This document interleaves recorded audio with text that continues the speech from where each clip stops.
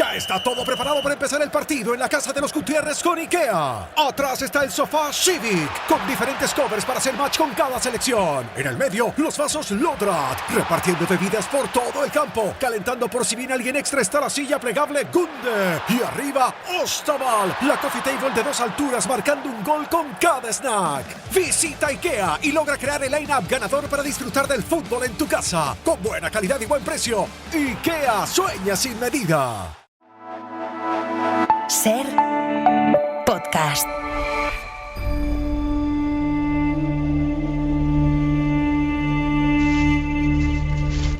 Saqqara está donde el verde del Nilo se acaba de golpe y empieza el desierto, a media hora de El Cairo.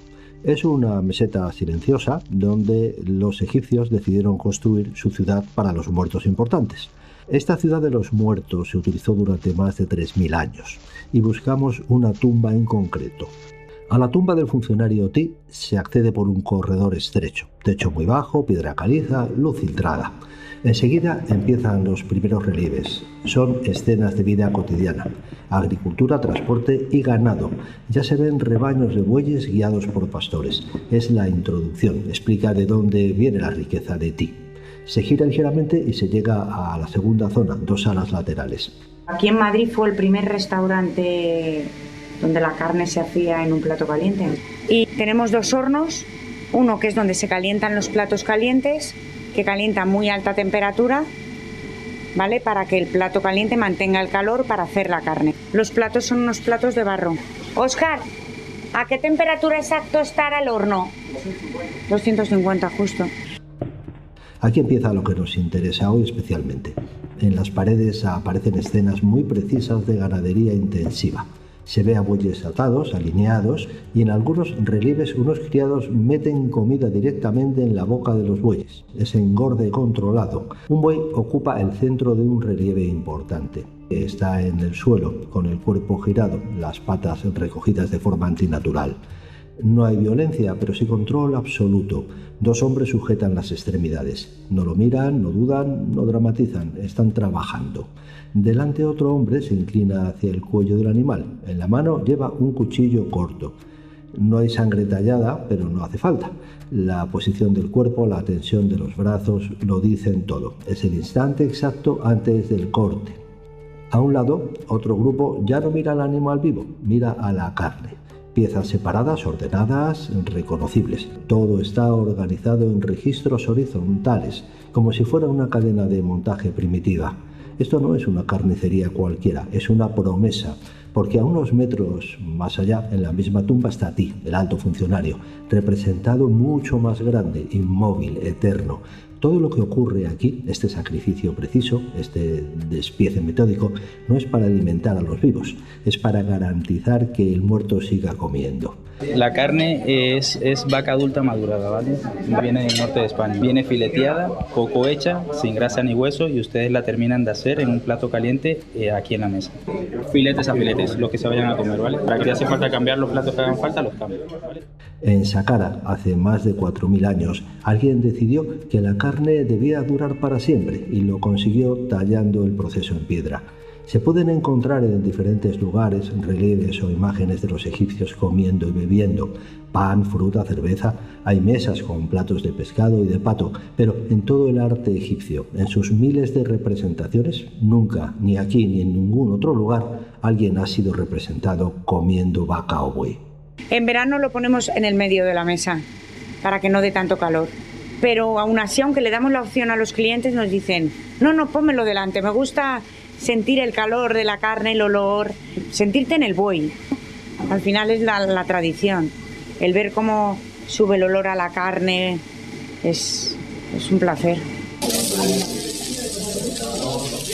A vivir, que son 2 días. Lo que pasó fue que te faltaba hierro porque te hiciste vegetariana. Para ser feliz hay que comer carne. Bridget, la vecina, es la mar de feliz. Juega al hockey y se zampa 2 filetes a la semana. Dios mío. Javier del Pino. Miénteme Cine y Carlos López Tapia, con su mezcla particular de historia y pantallas. Carlos, buenos días. ¿Hoy la historia de un filete, en serio? Hola a todos. Sí, y no de un filete cualquiera, sino de la carne más valorada de la historia, la de vacuno, y en particular la de buey. Cuando se abrió la tumba de Tutankamón, había cajas con carne cortada, salada, cocinada y sazonada, lista para comer. Principalmente carne de vacuno, porque ya estaba considerada la carne de mayor prestigio. Dicho esto, prácticamente hasta ayer la mayoría de la población comió carne de buey pocas veces o ninguna a lo largo de su vida. En la época clásica tenías más probabilidades si eras sacerdote y te caía algún sacrificio importante. La palabra griega hecatombe significa sacrificar 100 animales, pero solían ser ovejas, corderos o pollos. El toro, castrado como buey o entero, es un símbolo sagrado en todo el Mediterráneo pagano, pero hasta el cristianismo coloca uno en el nacimiento de Jesús. Le debemos incluso nuestro gentilicio continental, porque Europa era una princesa del Líbano, de Tiro, que paseaba junto al mar con sus amigas cuando Zeus la vio y se quedó fascinado. Se transformó en toro blanco, manso y majestuoso. Europa lo acarició, confió en él y acabó subiéndose a su lomo.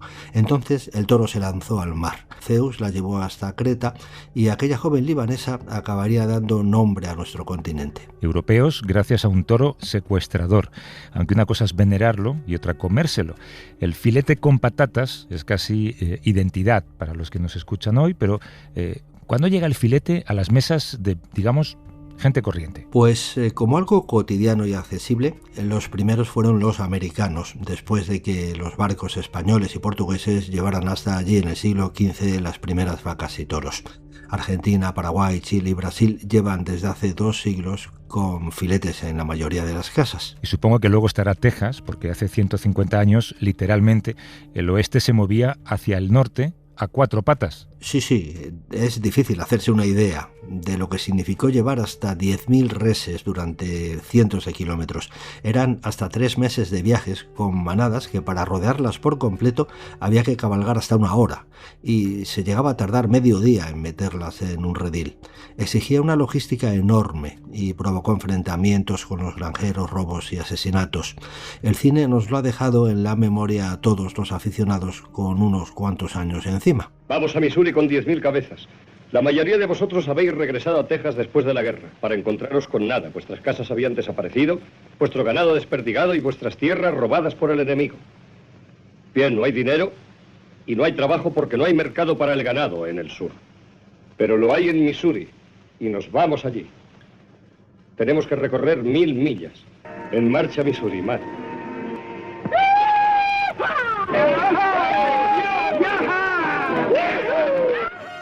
Howard Hawks estrenó su obra maestra, Río Rojo, en 1948, contando la creación de la ruta más famosa que arrancaba desde la frontera mexicana en Río Grande. La película llega al extremo de transformar al ganadero que llevó aquella hazaña a cabo, que era un mestizo de blanco y cherokee, en el blanco anglosajón John Wayne. Es en Río Rojo donde Wayne se revela como alguien capaz de interpretar emociones complejas. Desde entonces, en todos los westerns, él llevaba un cinturón con el nombre de Río Rojo en la hebilla. Así se construyó la América idealizada, porque además los vaqueros no solían ser anglosajones, sino sobre todo latinos y negros. Pero es entonces cuando Chicago inventa el matadero moderno y el vagón refrigerado, aprovechando el invento inglés de la lata sellada para crear una nueva industria urbana y demostrar que la carne podía cruzar océanos sin llegar convertida en salazón. Con los cambios lógicos de un siglo en sanidad y en atención a sacrificios menos crueles, técnicamente la situación tampoco ha variado mucho. Bueno, hoy sabemos además que cuando nos comemos un filete de vacuno de 250 gramos, comemos 160 gramos de agua, entre 55 y 70 gramos de proteína pura, entre 15 y 40 gramos de grasa, entre 150 y 220 miligramos de colesterol, además de hierro, zinc, fósforo, potasio, selenio y vitaminas del grupo B, incluida la vitamina B12. Hay mucho más detrás de ese filete de 250 gramos. Ha hecho falta un animal cebado entre 1 y 2 años, que pesó entre 500 y 700 kilos. Para fabricar ese trozo de carne, ese animal tuvo que ingerir entre 2 y 7 kilos de alimento vegetal y beber proporcionalmente entre 20 y 80 litros de agua. Ese filete de 250 gramos arrastra detrás unos 3.000 o 4.000 litros de agua usados para regar el alimento vegetal. La pregunta es, ¿Podríamos obtener exactamente ese mismo filete sin necesidad de criar y sacrificar a tantos animales? Por el momento no, Javier, pero la pregunta desde hace muy poco se ha transformado más bien en otra, y es ¿cuándo podremos hacerlo y qué se está haciendo ahora? Fernanda Fernández está en un lugar donde son normales términos como bioreactor o impresora digital de comida. Nosotros utilizamos una tecnología de impresión 3D alimentaria que es muy distinta de las que conocemos.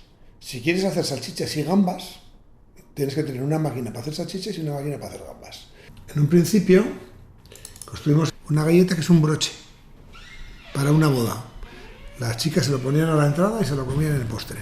Aquí decidimos ponerle color a la comida. Entonces hicimos ingeniería inversa de la tecnología de Hewlett Packard. Decidimos modificar una impresora Hewlett Packard para, en vez de meterle folios, meterle huevos fritos.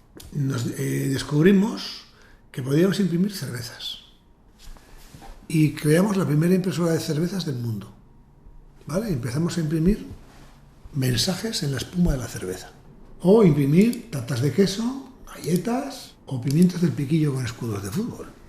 Casi todos los alimentos son imprimibles. Lo que no se puede imprimir es el agua, porque no tiene soporte. Llegó la pandemia y todos nuestros clientes murieron, porque claro, eran el canal que se cerró en la pandemia. Bares, restaurantes, catering, hoteles, aviones. Y decidimos dejar de hacer estas máquinas para enfocar el talento que tenían nuestros ingenieros a grandes empresas alimentarias. El primer proyecto que resolvimos fue un proyecto muy chulo, y es que una gran compañía alimentaria mundial que suministra los purés a geriátricos y hospitales. Entonces nosotros hemos construido una impresora de purés que hace esto que ves aquí. Esto es un puré de pollo con patatas. Como si fuera la forma de una pata de pollo, pero es un puré, entonces. Sí. Mira, aquí lo que hemos hecho es utilizar la impresión 3D para darle la forma al puré y luego la impresión inkjet para pintarlo. Puré de kiwi, puré de alubias, puré de pimientos, puré de hamburguesa con patatas, ¿vale? Esto cambia las reglas del juego en todos los geriátricos y hospitales donde hay gente que no puede masticar. Patxi Larumbe, que es presidente de Cocus, buenos días. Hola, Javier. En este momento habéis encontrado soluciones para un problema muy concreto que ya tenemos en materia de alimentación, que es dar de comer a personas con disfagia, con unos purés que pronto saldrán al mercado. Pero si hablamos del futuro, ¿qué otras cosas estáis desarrollando? Hay que tener en cuenta que las empresas que nos dedicamos a la investigación, una parte de nuestra investigación tiene que ir al tejido del impacto social. Por ejemplo, ¿tú sabes cuánto ha subido la ternera en 2025? Un 38%. ¿Sabes lo que pasa si en Nicaragua sube la carne un 38%? Que no pueden comer. En 2050, nos cuentan, va a haber 10.000 millones de personas. Y no hay proteínas de animales para los 10.000 millones. Entonces las compañías alimentarias tienen que pensar en formas alternativas de producir alimentos. Entonces, las compañías alimentarias nos dan un mandato, oye, investigar en cómo producir alimentos de forma alternativa. ¿Cuáles son las alternativas? Primero, hay una vía que es el cultivo celular. Hay empresas que hacen cultivo celular. Hay una aquí en San Sebastián, en Donosti. Está muy verde, todavía el cultivo celular no ha conseguido su masa crítica, aunque tienen inversiones multimillonarias, pero todavía es difícil mantener vivas las células de músculo de vaca. O sea, un cultivo celular es un bioreactor donde las células se multiplican y salen unas papillas celulares que cuando tenga escala, pues se podrán hacer chuletas sin vacas. La segunda es, y la más importante actualmente, hay mucho desperdicio alimentario, no solo en el casa del consumidor, sino en el propio productor, que eso se llaman los descartes. De esos descartes se puede extraer la carne y hacer que de una vaca, en vez de 350 kilos de chuletas, salgan 370. Por los millones de vacas que se matan, son millones de kilos. Y la otra vía es hacer un elemento comestible creíble basado en vegetales. Entonces nos hicieron el mandato, nos dijeron construir una máquina que pueda hacer salmón, gambas o chuleta de estas tres vías, que tiene que tener la geometría perfecta, que tiene que tener la mordida correcta. O sea, el producto tiene que ser igual que el original. Entonces empezamos a investigar cómo hacerlo y llegamos a varias conclusiones. Primero, para hacer la geometría correcta, hemos creado un sistema que se llama Food to Data, Data to Food, que es convertir los alimentos en datos para manejar esos datos y luego convertir esos datos en alimentos. ¿Conoces Star Trek? Sí, pero ¿y en qué método fue? Pues, en la teletransportación. ¿Sabes, Mr. Spock, cómo lo teletransportan al planeta? Pues dijimos, ¿cómo habrán pensado el que ha escrito esta película que se puede teletransportar a algún sitio? Entonces empezamos a analizar cómo lo habían pensado y ya sabes que hay un chorro de luz, desaparece. ¿Ahí qué está pasando? Hay un escáner, está escaneando esa persona, descubrirá dónde están todas esas moléculas y luego las mandará al planeta por ondas y en el planeta habrá una máquina que las reordene otra vez. ¿Vale? Parece que convertir un chuletón en datos. ¿Cómo se convierte un chuletón en datos? Pues en un tomógrafo axial. Yo tengo aquí una lista de datos, de millones de datos. Esos datos se pueden mandar por internet a una máquina que está en la otra punta de esta nave y empieza a escupir carne, grasa, carne, grasa y construye el chuletón igual que la naturaleza lo ha resuelto. La idea de la falta de comida ante el crecimiento de la población se había extendido al comenzar el siglo XIX, cuando Thomas Malthus lanzó unos cálculos que persiguieron a científicos, políticos y sociólogos. Si nada frenaba el crecimiento, el hambre, la guerra o la enfermedad acabarían corrigiendo el exceso de población. Los ideólogos de Hitler convirtieron la idea en una coartada brutal. Si Alemania necesitaba alimentar a su pueblo, necesitaba más tierra. Y si necesitaba más tierra, tenía que conquistarla. La explosión demográfica de los años 60 volvió a presentar la comida como un problema angustioso. Y el cine lo reflejó en una de las mejores películas de ciencia ficción de los 70, que en España se estrenó como Soylent Green, cuando el destino nos alcance. Año 2022, lugar Nueva York, población 40 millones de habitantes. Soylent Green, el alimento milagroso hecho del mejor plancton, procedente de todos los océanos del mundo. Debido a su enorme popularidad, hay escasez de Soylent Green. Recuerden, el martes es el día de Soylent Green. Falló la previsión, porque Nueva York alcanzaría en 2022 la mitad de aquella población imaginada, 20 millones de habitantes. Al comenzar los 70 se creía cercana la creación de píldoras nutritivas y alimentos capaces de sustituir a la comida convencional. Cuando yo era niño, la comida era comida. Podías comprar carne en cualquier parte, huevos, mantequilla, lechugas frescas en las verdulerías. Ya lo sé, me lo has dicho 1000 veces. Nada puede sobrevivir en un clima como este. ¿Pero qué es esto? Oh, Dios mío. Adoro los tomates. ¡Qué maravilla! ¿Buey? ¿Buey? Dios mío. ¿Cómo has conseguido esto? No lo tomes tan a pecho. Deja de llorar. Esta historia, protagonizada por Charlton Heston y Edward G. Robinson, tiene una de las secuencias más hermosas sobre la eutanasia que se han rodado nunca. Robinson sabía que estaba rodando su última película.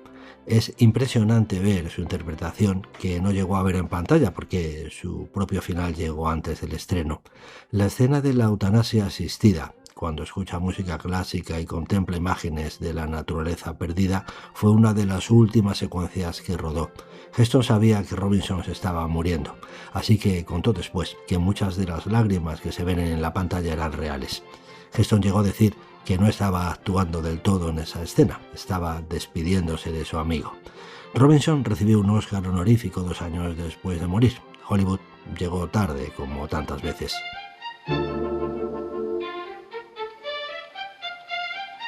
La llamada Revolución Verde, con nuevas semillas, fertilizantes abundantes y baratos, riegos, pesticidas, multiplicó las cosechas y la profecía más negra no se cumplió, pero dejó consecuencias enormes: más producción, más población, más dependencia química del campo y 3/4 partes de todo lo que produce la agricultura destinado a alimentar animales que nos comemos para conseguir proteínas. La nueva revolución puede haber comenzado ya. Carlos Campillos es el delegado para España y Portugal de la organización Good Food Institute for Europe, o sea, Instituto para la Buena Comida en Europa. Me espera en un mercado virtual de productos alternativos a la carne tradicional para dar un vistazo a este mundillo. Voy en busca de algunos productos españoles porque España se está situando entre los países mejor colocados en todo este asunto. Voy hasta allí en lo que le saludas. Buenos días, Carlos. Muy buenos días, Javier. Un placer estar aquí. Estáis en muchos lugares del mundo, en Europa, en Bruselas, Reino Unido, Alemania, Francia, Portugal, España. Danos un ejemplo concreto de vuestro trabajo. Una de las cosas con mayor impacto que hacemos es financiar la investigación. Por ejemplo, hay varios proyectos en los que estamos financiando de cómo podemos utilizar el girasol, que es un cultivo muy nuestro, muy de aquí de España, para obtener proteína alternativa y poder desarrollar alimentos que se parezcan a la carne, pero que estén hechos de una forma más sostenible. ¿Cuándo vamos a probar aquí carne cultivada y por dónde vamos a empezar? Bueno, hay que decir que ya hay productos de carne cultivada en el mundo.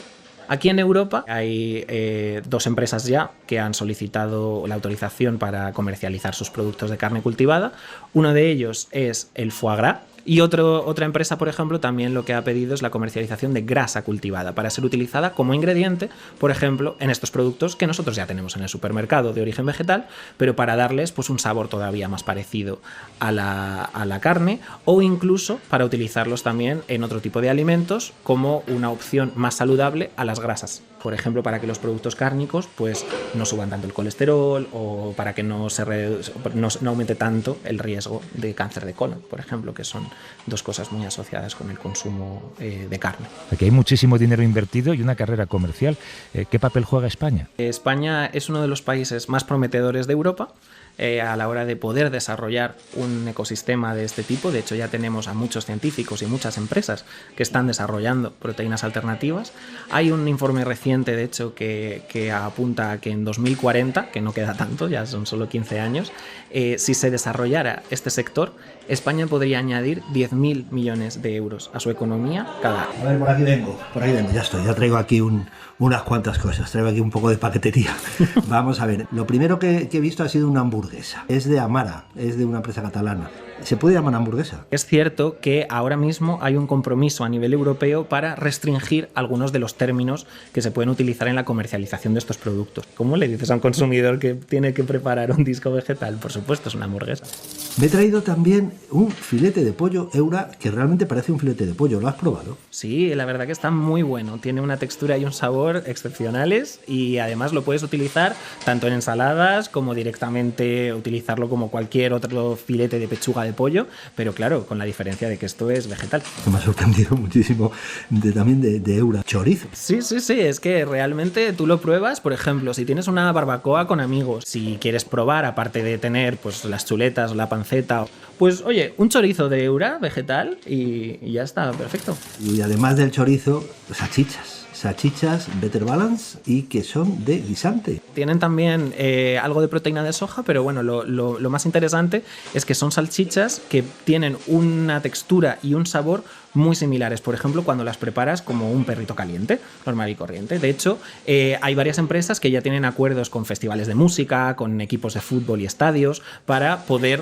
proporcionar perritos calientes vegetales en sus eventos. Y esto sí que me ha dejado realmente, vamos a ver, Zorza Gallega, la marca es Vaneta, ¿y esto de qué está hecho? También es proteína de soja y bueno, hay muchas empresas en España, de hecho, que lo que están precisamente demostrando es que este tipo de alimentos, este tipo de productos, pues pueden ser también muy compatibles con nuestra tradición gastronómica, ¿no? Y por eso tenemos, por ejemplo, esta Zorza Gallega, que también está muy buena y que da una experiencia muy similar a la Zorza Gallega tradicional de cerdo, pero evidentemente pues con un impacto ambiental muchísimo más positivo y también con un impacto en la salud diferente. Es un complemento para quien quiera probar este nuevo tipo de alimentos. Voy a pasar por caja. Esto es entre un 100 y un 60% más caro. Estos productos al final tienen un componente de innovación muy grande. Y también es verdad que muchas de las empresas que los desarrollan pues todavía son pequeñas, son startups, empresas emergentes, entonces necesitan poder producir a escala, poder crecer para al final ahorrar en costes y que estos precios pues puedan bajar. Pero por ahora tenemos trabajo por hacer en ese sentido. Creo que Fernanda se ha colado hasta la cocina de Cocús con las investigadoras Paula García y Julia Payas. Chicas, una pregunta. ¿Ahorita qué están amasando? Estamos haciendo como unas tipo patatas, ¿cómo se llama? Las Pringles. Y, por ejemplo, en las Thermomixes hacen todas las mezclas o... Sí, aquí en el laboratorio para hacer en tamaño más pequeño y así. Solemos batirlo muchas veces ahí. O sea que en el fondo tampoco se aleja tanto de utensilios de una cocina tradicional en según qué cosas. No, para hacer pruebas pequeñas y de masas o de texturas.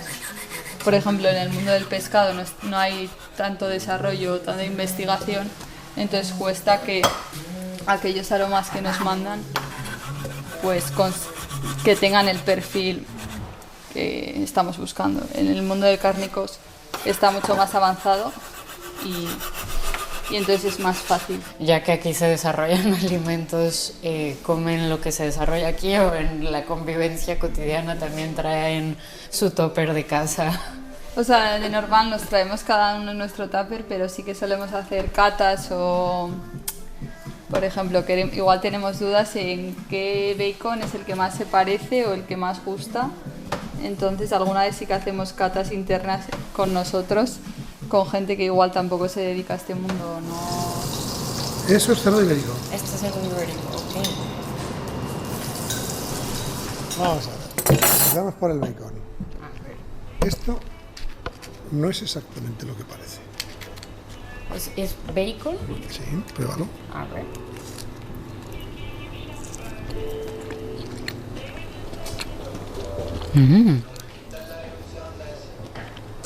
¿Por qué de pollo? Pues porque el mercado musulmán no come cerdo. Claro.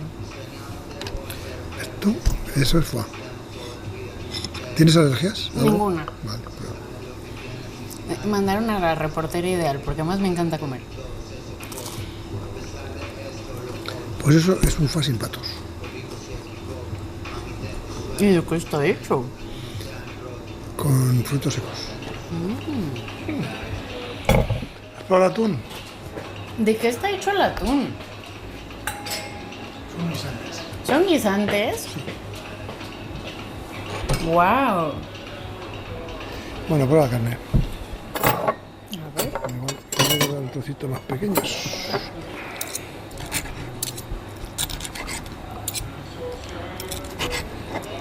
¿Sabe a cerdo? Es que está hecho con células de cerdo. ¡Wow! Entonces esto tiene sentido, ¿no? Uh-huh. Tiene sentido que esto se iba a tirar. La materia prima con la que se ha hecho esto se iba a tirar. Pero es que además resuelve un problema, que no hacen falta patos. Sí, claro. Que no hacen falta peces. Y aquí pueden no hacer falta cerdos. Ese es nuestro proyecto. Venga.